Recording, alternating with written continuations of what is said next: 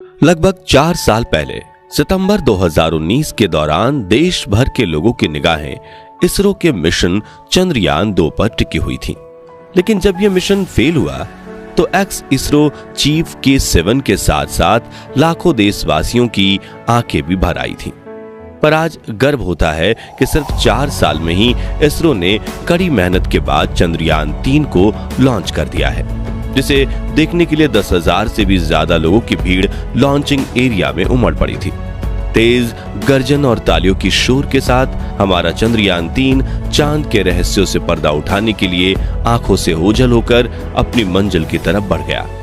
अब उम्मीद की जा रही है कि 23 अगस्त को 5:47 पर यह चंद्रमा की सतह पर लैंडिंग करेगा, जिसके बाद पूरी दुनिया के न्यूज चैनल्स पर इसकी सफलता की कहानी ब्रॉडकास्ट हो रही होगी। लेकिन साथियों, एक बार फेलियर मिलने के बाद सोचने वाली बात यह है कि इसरो ने इस मिशन को सफल बनाने के लिए चंद्रयान-3 में क्या-क्या बदलाव किए हैं और ये चंद्रयान-2 से कितना अलग है। आइए इसके बारे में गहराई से जानते हैं। साथियों, इंडिया ने 14 जुलाई की दोपहर इतिहास के पन्नों में एक नया चैप्टर जोड़ दिया है। देश के सबसे इंपॉर्टेंट मिशन चंद्रयान-3 पर सिर्फ भारत ही नहीं बल्कि पूरी दुनिया की नजरें टिकी हुई हैं। इस बार का मिशन देश के लिए और भी खास बन चुका है, जो कि फ्यूचर में चांद पर नई रिसर्च को लेकर भारत के लिए नए दरवाजे खोलने का काम करेगा। इस मिशन के लॉन्चिंग के बाद इसरो ने चंद्रयान-3 की पहली ऑर्बिट मनूवरिंग सक्सेसफुली पूरी कर ली है, यानी कि उसका पहला ऑर्बिट बदल दिया गया है और बहुत ही एक्यूरेट तरीके से चंद्रयान-3 अपने मिशन की तरफ बढ़ रहा है।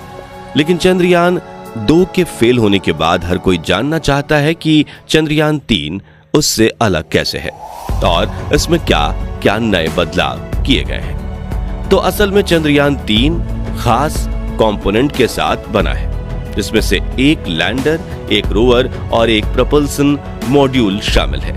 चंद्रयान-2 की बात करें तो उसमें प्रपल्शन मॉड्यूल नहीं था और उसकी जगह एक ऑर्बिटर शामिल किया गया था।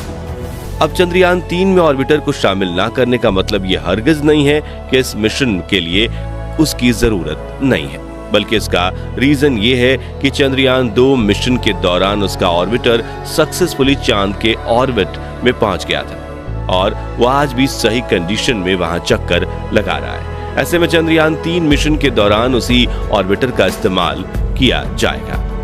अब सवाल यह है कि आखिर प्रपल्शन मॉड्यूल को चंद्रयान-3 में क्यों इंक्लूड किया गया है और इसका क्या काम है। तो असल में प्रपल्शन मॉड्यूलर स्पेसशिप को चांद के ऑर्बिट तक ले जाने का काम करेगा। इसके बाद लैंडर यूनिट इससे डिटैच होकर चांद की सतह पर लैंड करने के लिए और बढ़ जाएगा। वहीं प्रपल्शन मॉड्यूल ऑर्बिट में रहकर ही चांद की परिक्रमा करेगा।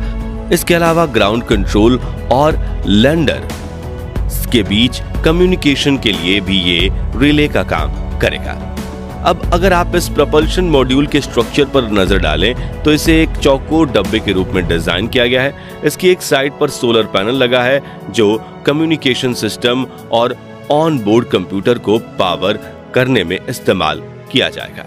इसके ऊपर आपको एक सिलिंड्रिकल शेप दिखाई दे रहा होगा। इसका इस्तेमाल डॉकिंग पोर्ट के रूप में किया जाता है, यानी इसके जरिए दूसरे कंपोनेंट को अटैच या डिटैच किया जाता है। इसके अलावा प्रपल्शन मॉड्यूल के नीचे थ्रस्टर्स भी लगाए गए हैं, जो समय समय पर फायर होकर इसकी दिशा और स्पीड को एक्यूरेट रखेंगे और इसमें 440 N लिक्विड इंजन भी लगा हुआ है और स्टार सेंसर के साथ साथ TTC एंटेना भी मौजूद है। इसके बाद बात करते हैं दूसरे और अहम कंपोनेंट लैंडर की। इसकी शेप भी एक बड़े से बॉक्स की तरह बनाई गई है, जिसके ऊपरी हिस्से की चौड़ाई थोड़ी कम है। सॉफ्ट और सफलतापूर्वक लैंडिंग के लिए विक्रम लैंडर में 4 लेग्स भी लगाए गए हैं। इस लेग के नीचे गोलाकार फुट पैड लगाए गए हैं। इनका काम चांद की सतह पर लैंडर को स्टेबल रखना है। विक्रम लैंडर में स्टार सेंसर, 20 सोलर अरे पैनल्स, 5 ATV और 220 N thrusters, 5 EAM and thrusters जैसे दर्जन कंपोनेंट्स लगाए गए हैं, जिन्हें इस मिशन को सफल बनाने के लिए इस्तेमाल किया जाएगा। इसके अलावा इसमें 4 से भी ज्यादा एरियाज का इमेज कैप्चर करने वाले हाई रेजोल्यूशन कैमरास मौजूद हैं। जिनकी मदद से चांद की लैंडिंग वाली सतह को जांचा जाएगा और सॉफ्ट लैंडिंग कराने में इससे मदद मिलेगी। इस लैंडर का काम रोवर को चांद की सतह पर पहुंचाना है। ये करियर यानी वाहन की तरह काम करता है, जिसके अंदर रोवर को रखा गया है। जब लैंडर चांद की सतह पर सफलतापूर्वक उतर जाएगा तो उसके अंदर से रोवर बाहर निकलकर अपने मिशन को अंजाम देना शुरू कर देगा। अब बात करें रोवर की, तो इसका नाम प्रज्ञान रखा गया है और ये एक तरह का रोबोट है जिसका वजन 26 किलोग्राम है। इस रोवर में पावर के लिए सोलर पैनल लगा हुआ है और इसके ऊपर 2 एंटेनास भी मौजूद हैं। इसमें कई सारे न्यू कैमरास लगाए गए हैं जो चांद की सतह की तस्वीरों और वीडियो कैप्चर करने का काम करेंगे। इसके अलावा electronic box, thermal cover, wheels और कई तरह के कई सारे कंपोनेंट्स ऐड किए गए हैं जो इसे एक स्मार्ट रोबोटिक रोवर बनाते हैं। साथ ही आपको ये भी बताते चले कि इसरो का पहला रोबोटिक रोवर है जिससे काफी रिसर्च और एक्सपेरिमेंट के बाद बनाया गया है और खास तौर से चंद्रयान 3 जैसे इंपॉर्टेंट मिशन पर भेजा गया है।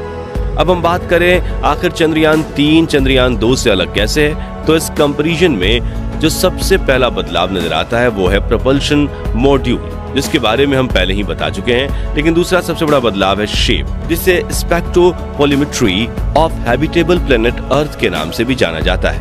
ये एक स्पेशल इंस्ट्रूमेंट है जिसे इस मिशन के साथ चांद पर भेजा गया है।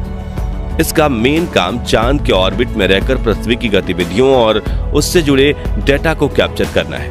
थर्ड मेजर चेंज की बात करें तो वो है चंद्रयान 3 में लगे TTC यानी कि tracking, telemetry and command antenna, जो चंद्रयान 2 में मौजूद नहीं थे। इन एंटेनास का काम चंद्रयान 3 के रियल टाइम ट्रैकिंग डाटा को अवेलेबल कराना है। इसके अलावा चंद्रयान 3 में किए गए बदलावों में से एक इसके सेंट्रल इंजन को एलिमिनेट करना है। इसमें फिलहाल 4 एज इंजन मौजूद हैं और सेंट्रल इंजन को निकालने का फैसला चंद्रयान 2 की असफलताओं को एनालाइज करके किया गया है। चंद्रयान 2 में सेंट्रल इंजन को मिशन लॉन्च होने के थोड़े समय पहले ही जोड़ा गया था, हालांकि ये उसके रियल डिजाइन में नहीं था। इस मिशन में मिले फेलियर के बाद आखिरकार इसरो ने अपने पुराने डिजाइन को ही चंद्रयान 3 के लिए इस्तेमाल करना सही समझा। चंद्रयान 3 को ले जाने के लिए रॉकेट को भी बदला गया है। दरअसल चंद्रयान 2 की बात करें तो इसके लिए GSLV Mk-111 रॉकेट का इस्तेमाल किया गया था, वहीं चंद्रयान 3 के लिए LVM-3 रॉकेट का यूज किया गया है और GSLV Mk-111 रॉकेट से भी काफी ज्यादा पावरफुल और एडवांस है ये। इसी वजह से इसरो के वैज्ञानिक इसे फैट बॉय भी कहते हैं। वहीं काफी लोगों ने इससे बाहुबली रॉकेट भी नाम दिया है। ये तो हुई कुछ मेजर चेंज की बात, लेकिन क्या आपको पता है कि चंद्रयान 3 की स्पीड कितनी है? असल में लॉन्च के वक्त इसकी रफ्तार 1627 किलोमीटर पर आवर थी। साथ ही 108 सेकंड के बाद ये स्पेसक्राफ्ट 45 किलोमीटर की ऊंचाई पर पहुंच गया और वहां पहुंचने पर इसके लिक्विड इंजन ने काम करना शुरू कर दिया, जिसके चलते इसकी रफ्तार बढ़कर 6437